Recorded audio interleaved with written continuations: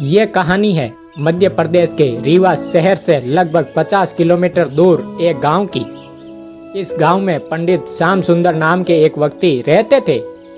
पंडित जी का काम था लोगों के घर घर जाकर कथा सुनाना। उनकी जीविका का यही एकमात्र साधन था।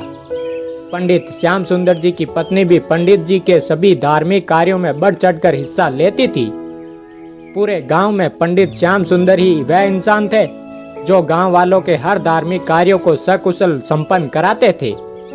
पंडित श्याम सुंदर ग्रामवासियों के लिए शुभता के प्रतीक थे।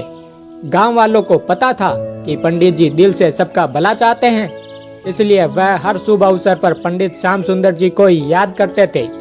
पंडित जी भी अपनी पूरी लगन के साथ यजमान के घर विशेष अवसरों पर जाकर भगवान की कथा को खूब गा गा कर सुंदर स्वर में प्रस्तुत करते थे। उनका बड़ा बेटा राघव हारमोनियम पर संगीत देता था। पंडित जी के कथा वाचन के समय बहुत सुंदर समा बन जाता था, जिसके कारण यजमानगण प्रसन्न होकर पंडित जी को दिल खोलकर धन धान्य समर्पित करते थे। उनके घर में माँ सरस्वती भी प्रसन्न थी, जिसके कारण उनके घर में बच्चे भी पढ़ाई में अव्वल थे। पंडित जी के बच्चों को न जाने कितने श्लोक मुंह जबानी याद थे। पंडित श्याम सुंदर जी की दूर दूर तक प्रसिद्धि थी। यजमान उन्हें अपनी गाड़ी से ले जाते थे और फिर उन्हें ससम्मान अपने घर पर पहुंचा भी देते थे। पंडित जी को गांव का हर व्यक्ति बहुत सम्मान की दृष्टि से देखता था। कहीं भी शादी विवाह, मुंडन, भगवान सत्यनारायण की कथा में उन्हें उन्हीं से पाठ कराने की होड़ लगी रहती थी। न जाने क्यों लोगों को यह विश्वास था कि यदि उनके घर में पंडित श्याम सुंदर जी कथा करेंगे तो भगवान की निश्चय ही उनके घर पर कृपा हो जाएगी।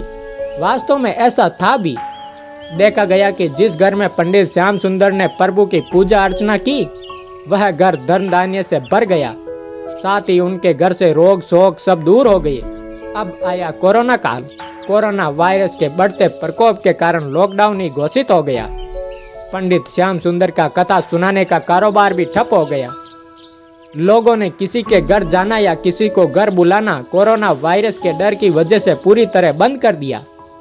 पूजा पाठ करते ही पंडित श्याम सुंदर जी अपने घर की जीविका चलाते थे। अब वे आर्थिक संकट में आ गए। लॉकडाउन का पहला महीना बीता, फिर 2 महीने हो गए। लॉकडाउन बढ़ता ही चला गया। घर का खर्चा भला बिना आय के कितने दिन चलता। पंडित जी संकोची स्वभाव के व्यक्ति थे। उन्होंने अपने आर्थिक संकट का जिक्र किसी से नहीं किया, नहीं तो गांव वाले हर संभव पंडित जी की आर्थिक सहायता करते। पंडित श्याम सुंदर जी को बस अपने भगवान शंकर पर पूरा विश्वास था कि वही इस लॉकडाउन में उन्हें आर्थिक संकट से उबारेंगे। वह बस सुबह शाम प्रभु की पूजा अर्चना में लगे रहते थे। उस दिन लॉकडाउन की कड़की में श्याम सुंदर के घर भी एक पैसा न था। वह उदास बैठे थे। उनका प्रभु पर से विश्वास टूट रहा था कि तभी उनके घर की डोरबेल बजी। पंडित श्याम सुंदर ने दरवाजा खोला तो एक सज्जन दरवाजे पर खड़े थे। पंडित जी ने आगंतुक से आने का उद्देश्य पूछा तो उन्होंने सबसे पहले पूछा कि क्या आप पंडित श्याम सुंदर ही है। पंडित जी ने बताया कि जी हाँ, मैं ही पंडित श्याम सुंदर हूँ। तब आगंतुक ने कहा कि पंडित जी, आपका बहुत नाम सुनकर ही आपके पास आया हूँ। सुना है कि आप भगवान की सुंदर कथा कहते हैं। मैं उसका रसास्वाद करने आया हूँ। मैं भगवान सत्यनारायण की कथा आपके मुख से सुनना चाहता हूँ। बहुत दिनों से मेरी इच्छा थी कि प्रभु कथा सुनूं। कल प्रभु ने भी स्वप्न में दर्शन देकर मुझसे कहा कि मुझे अपने और अपने परिवार के कल्याण के लिए भगवान सत्यनारायण की कथा अवश्य सुननी चाहिए। पंडित श्याम सुंदर जी आगंतुक की सारी बात सुनकर आश्चर्यचकित रह गए।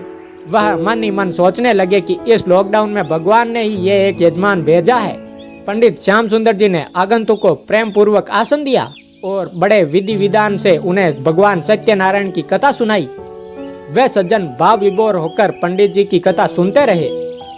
कथा के अंत में आरती हुई। पंडिताई ने अपने हाथ से बनाया हुआ प्रसाद आगंतुक को दिया। उन्होंने बड़े प्रेम से प्रसाद खाया। उन सज्जन ने जाते जाते पंडित जी को दक्षिणा में एक पोटली दी और अपना मोबाइल नंबर भी दिया और कहा कि लॉकडाउन खुलने पर वह उनके घर अवश्य आए। पंडित जी ने दक्षिणा में प्राप्त पोटली ली और उन सज्जन का मोबाइल नंबर भी लिया, जो शायद किसी स्थान का लैंडलाइन नंबर था। दक्षिणा देने के बाद वह सज्जन प्रणाम करके चले गए।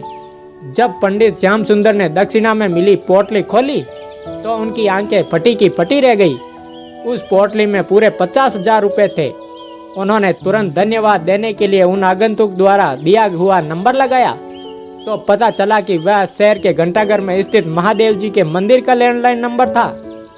वहां के पुजारी ने फोन उठाया तो उन्होंने बताया कि उनकी जानकारी में इस जगह से कोई व्यक्ति उनके घर कथा सुनने नहीं गया था।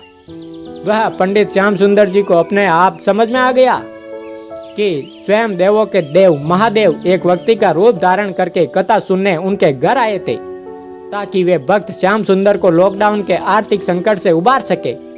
वे बार बार प्रभु को धन्यवाद देने लगे। लॉकडाउन समाप्त होकर जब अनलॉक में बदल गया और श्रद्धालुओं के लिए मंदिर खुलने लगे तो पंडित श्याम सुंदर जी घंटाघर स्थित महादेव के मंदिर में गए और प्रभु की मूर्ति के चरणों में लौट गए। उनकी आंखों से लगातार आंसुओं की धारा बह रही थी। वह भाव विभोर थे क्योंकि भगवान उनके घर खुद चलकर कथा सुनने आए थे।